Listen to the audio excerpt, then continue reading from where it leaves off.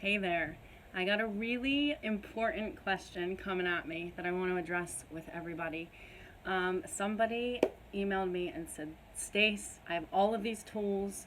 I definitely am aware I went through narcissistic abuse, and I just want to say, a lot of people can't see it when we're in it, right? Like the confusion that comes from being inside of that relationship, you have to get outside of it to see it. So the way that I experience this is we feel like we're in the eye of the storm, like this person is like, the calm inside of everything else. And then we kind of become enmeshed inside of that little eye of the storm. And then all of a sudden, when it becomes very real, we're like being flung around in a hurricane. And when the storm ends, we're flung on our ass, landed somewhere in a foreign country where we're going, oh my God, how do I get back to myself? So her awareness is, she had embodied experiences before. She used to love herself. She goes through narcissistic abuse, and now she can't really get back to where she wants to be. And on top of that, she's seeing the physical reflection going, okay, well, I don't have the financial resources. I don't have, the resources that came easy to me when I was embodied. So she said, what am I missing? And I want to tell you what we're missing, okay? If you're somebody who has all of the tools in your toolbox, the only thing that you're missing is that you're always going to have to use those tools. And the only thing that you're missing is the acceptance of that reality.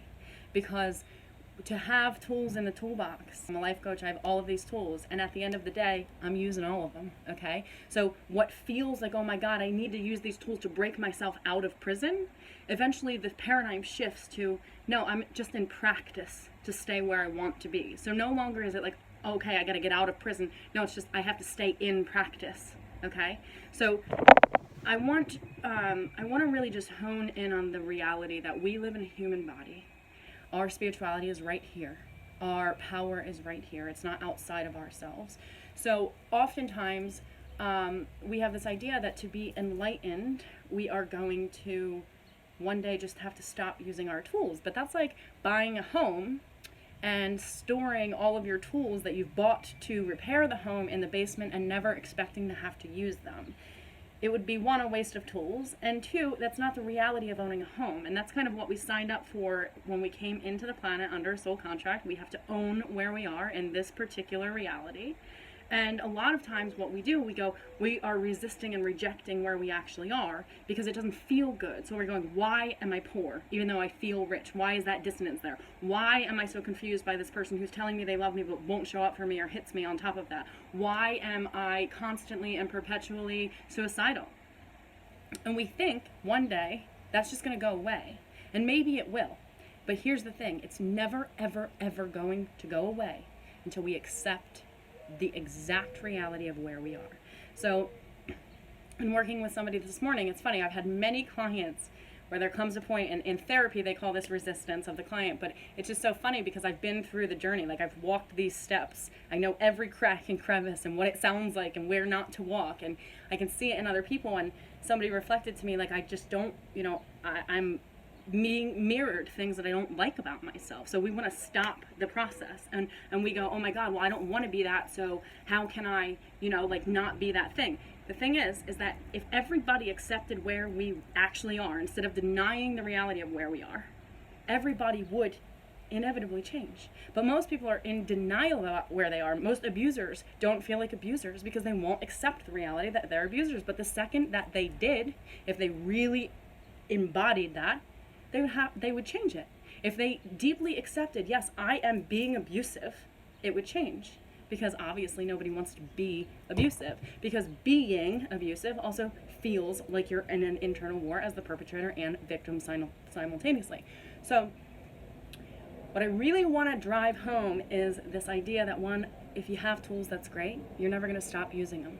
So don't expect to get to this enlightened place where those tools don't matter, because you've come to basically figure out what those tools are so you can help yourself and help other people.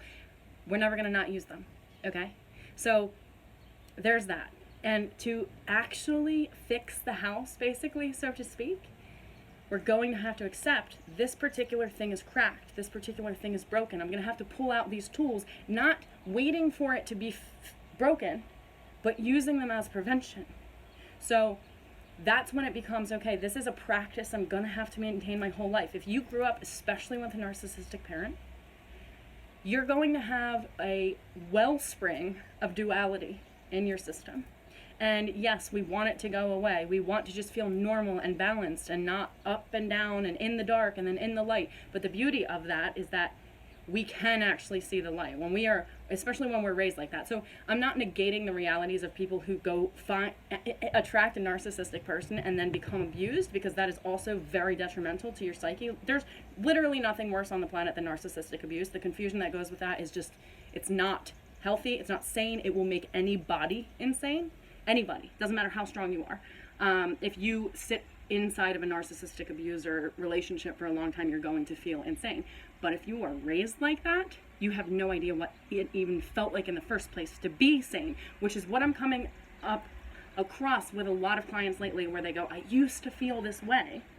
I used to be empowered, I used to trust myself, and now I don't. That right there is the work of narcissistic abuse. And I don't want you to take that lightly. It's a real thing. Like, and if you've been in it, obviously you know how real it is. But when you can see on the other side of it, it's like, wow. Like, one, these people aren't unique. Now, at this point, I can read them like the back of my hand, okay? So this guy who is confusing to you because he wants to show up for you but doesn't know how, and that's like, oh, but I feel like he loves me, but I can't really figure out why it's not working out, or like I want to save him, but I can't save him, and I think that he, you know, that right there, the question in your mind of like, I feel like he's supposed to love me, I feel like he does love me, or she, or whoever, and then the alternative feeling of like, well, why does it feel like I'm living in a prison? Why does this feel like hell? Because you want to believe one thing, and the other thing is actually the reality. So you have an internal-external conflict. So here's the thing, accepting that reality, again, accepting the reality, not how it feels, but the reality. Does this person show up for me? Do I want to tolerate this? Am I willing, if this is the way it's going to be for the rest of my life, which is very likely the reality in a narcissistic relationship, nobody else is going to come. Here's the thing, they're never going to cut you. They'll never, ever be surrendered enough to cut you. They will always be too proud. They have you under their wing. Why would they? They're not going to cut you. So, and that's the work of really getting out of that relationship, is to sever the cords. And when we do that, we feel like our whole identity is just like robbed from us, because we're like, wait, I was like dependent on you somehow to like tell me who I am or what to be, because for so long you felt entitled to do it. And without that reflection, I am nothing. Okay? So if you're struggling with poverty, if you're struggling to not understand, and let me just go here, because this is the thing about a lot of people can relate to, the money aspect. If you're struggling with poverty, which in this case, this person had emailed me and said she's struggling with poverty, it is to accept the poverty, for one. Like, this is a reality. It's not something I have to get out of. It's something that, like, really just sitting in and going, okay, and trust me, dude, I'm walking this path. I've walked this path. This is not like, I'm not sitting here above it going, oh, I have millionaire parents who are paying my bills, or I have somebody supporting me. The path has shown me over and over again. And when you accept the reality, okay, I am actually a person who, even if I feel rich on the inside, I am a person in poverty. That's the truth. And without resisting it. Then you get to accept it. And when we accept something as a base foundation, the universe can meet us where we are. But if we are constantly going, well, I don't want to be poor, I don't want to be poor, I don't want to be poor, guess what happens? The universe can never meet us, because we're always out there. We think that we're trying to get like out of situations, but really we're not getting into them. We're already out of the situation going, I don't want this, I don't want this, I don't want this. And our energy body is out there somewhere. So when we accept what is, and we go, okay, this is here, this is my current reality. And when we accept it, it gives us a base, legs to stand on, so to speak, so that the universe can pull us forward. Instead of being on our knees, looking up, going, oh my God, why is this my reality? Why is this my reality? I can't deal with this, okay? So when we have any situation that we look at like that, and it feels terrible, and it feels dissonant, and we're like, oh my God, why is this happening? To really settle into, okay, I'm going to accept that this is my reality. Just for now.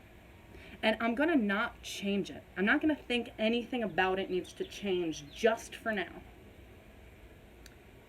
It is an expansive opening that when you actually sit with it and mean it, when you actually like allow the foundation to be there, Okay, this is the foundation. This is why people who try to manifest they're not getting it right, because they're trying to manifest from a place of what they don't have. But to be in the reality of, okay, I don't know how I'm going to pay my bills, but the truth is, most likely, you have the money in the account to pay the bill. It just scares you to put the money out because you don't know how you're going to pay your next bill. And that's what I found over and over again. When you accept it, you allow it, you act as if, okay, well, the truth is, and this is the other part of the truth aspect, this is the abundance matrix aspect. Okay, well, I can get the money, or I will find a way to get the money, or the money's actually in my account, I'm just afraid to part with it. And this is what we do with our identity. This is what we do with every single thing in life when we live in a lack mentality. So accepting where we are, accepting, okay, I got thrown on my ass by a narcissist, and I am literally in outer space in a foreign country going, how the hell do I get back to myself? First of all, accept that. Instead of rejecting, going, how did this happen to me? I don't understand. How do I get back? And accepting the reality, we're always going to have to use the tools because we are homeowners, okay? So we didn't collect these tools for no reason. We're always going to have to use them. So to put them in the basement of your subconscious mind, so to speak, which is your body, and expect to never have to use them again, you're not being human. It's not human being. That's not creating in the matrix, making the self be matter, and then changing matter out there. So accepting where we are, number one, is really important. But another view I want to really offer you that I think is very helpful because it's expansive rather than contractive is that we think that we're going through things. And the energy body, when it's like, oh my God, I'm going through this, it like goes like this, and it's in a tunnel, and it's going, oh my God, I'm suffocating, I can't breathe, I'm going through this thing, and I don't know how or when I'm going to get out of it. And the alternative perspective to that is that we are actually not going through things, but things are going through us. We are the perceiver, we are the witnesser.